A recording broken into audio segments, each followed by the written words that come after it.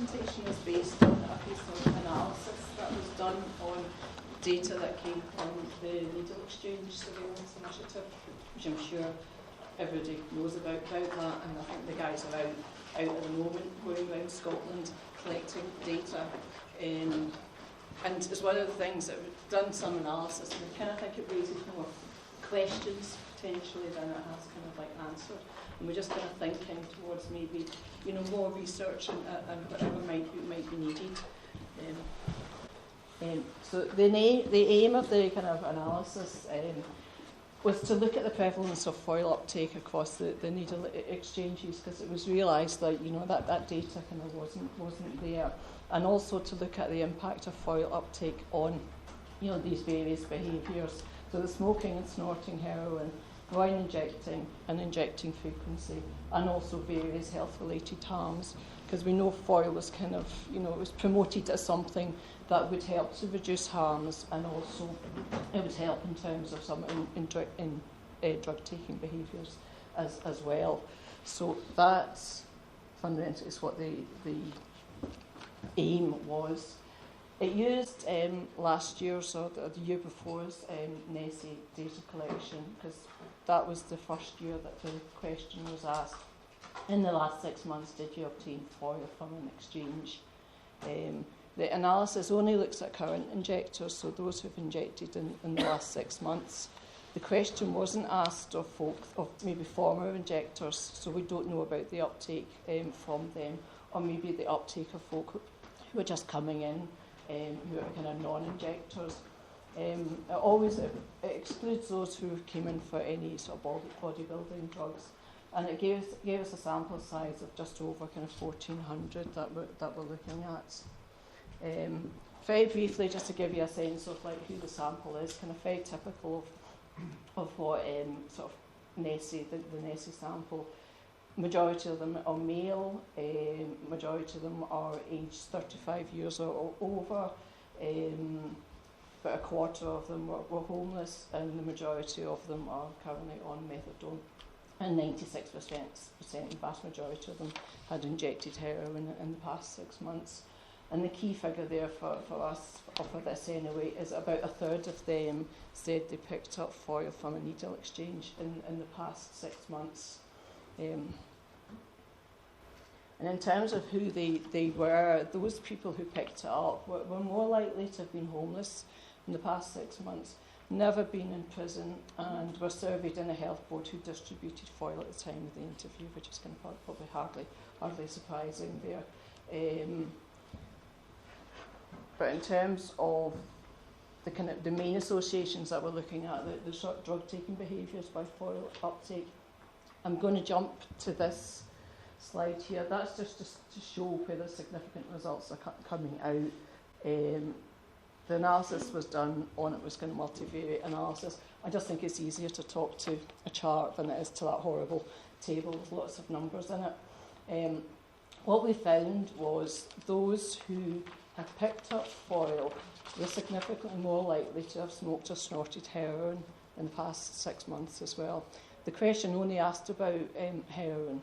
It didn't ask about any other drugs. So we see that 70% of those who picked up foil also smoked or snorted heroin. The big assumption there, the assumption is that they went on to use that foil that was picked up. The questions aren't kind of linked. They didn't say, did you smoke or snort with the foil that you picked up? So it is an assumption there to we're presuming that they did go on and use that one. The other finding there as well is in the groin injecting. Again, that was significant. Those who picked up foil were less likely to be groin injecting in the past 6 months as well. At that point, we're kind of wondering, is that telling us that maybe the foil or the foil is protective of groin injecting? You know, are those folk who are groin injecting, are they needing an alternative, and that's why they're coming in and picking up? And the kind of surprising finding as well is injecting daily or more. I think the assumption was that there would have been a reduction in the frequency of injecting, but there hasn't. We didn't see that at all. The thing about the smoking or snorting and the foil, we don't know what kind of the direction of that association is. I mean, is that telling us that the foil there encourage smoking and snorting, or is it a case of those who are going to be smoking heroin anyway are coming in and they're picking up? So that's kind of one of the things. The numbers only tell you so much, and that's why we're thinking there's kind of more that we need to know. And it's about what are the motivations of the folk coming in and picking up that foil. What were the motivations for doing that? And this is what the data isn't telling us. Same with the kind of the groin injecting as well. You know, were the groin injectors targeted by the services as well? And is it protective of groin injecting? And again, the fact that there was no reduction in the injecting daily or more is kind of telling us, well, actually, is this about kind of route transitioning away from injecting? Or is it all about there's lots of reasons why folk are taking the foil as well? And actually, what is it telling us about route transitioning or not? It might be a case of we need more data. You know, I don't know at this point. The health harms as well. I was told I needed to show you the table. I'm not going to talk to the table again. What we found there was foil uptake. Those who picked up foil were more likely to have had a skin and soft tissue infection within the past year. And they were less likely to have ever had Hep C. No differences in HCV incidence, HIV prevalence, or in overdose in the past year. There was no significant differences, but we do slight increase in they more likely to have overdosed in the last year. So we're kind of saying to ourselves, well, what's that telling us? You know, the skin and soft tissue infections.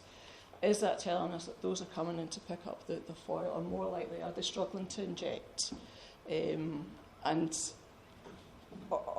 they struggling to inject? Are they this is the folk with the vein damage, and it's given them an alternative to injecting?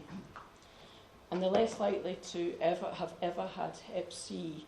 Again, it's worth thinking, well, what is that telling us? Is that about that these are folk who maybe were long-term foil users? Is it telling us something about their social network, that these are a group of people that they were within a group that had a kind of lower incidence or lower prevalence of Hep C?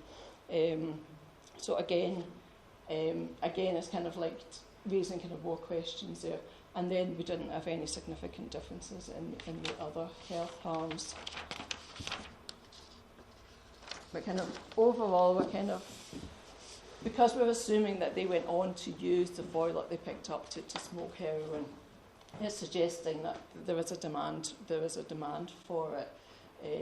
So we saw a third of them picked it up, and of that third, 70% went on to use it. We don't know about that other 70% on to use it. The other 30%, did they use it to smoke other drugs? Did they just pick it up because they felt obliged to? We don't have the answers to that. Maybe they picked it up just in case they were going to struggle to inject and didn't use it. The finders are maybe suggestive that foil is protective of groin injecting, and as well, is it that the skin and soft tissue infections may be a predictor of foil use? Is that one of the things that's kind of they're going to the exchanges and they're asking for foil, or foil may be targeted as well to those with skin and soft tissue infections. Because of those findings there, it's kind of concluded that maybe foil provision is an important element of your kind of comprehensive harm reduction response. That there is a demand for it. I think the fact that there is a demand for it, some people will say, well, it's not reducing injecting, but other people might argue it's still important and it still has a role to play in harm reduction. And again, I think as we're kind of thinking, it's kind of raised more questions than it has answers. So it's a case of like, well, what next? What else do we need to know? about foil and what folk are doing with it and why they're picking it up, and kind of all the things that the numbers kind of effectively don't tell us. And that's kind of potentially the next stage we're kind of looking at it on a research side anyway. So that's all the data. That's all the data there that we have at the moment. So any questions, any ideas, anything it'd be good to hear what folk have to say.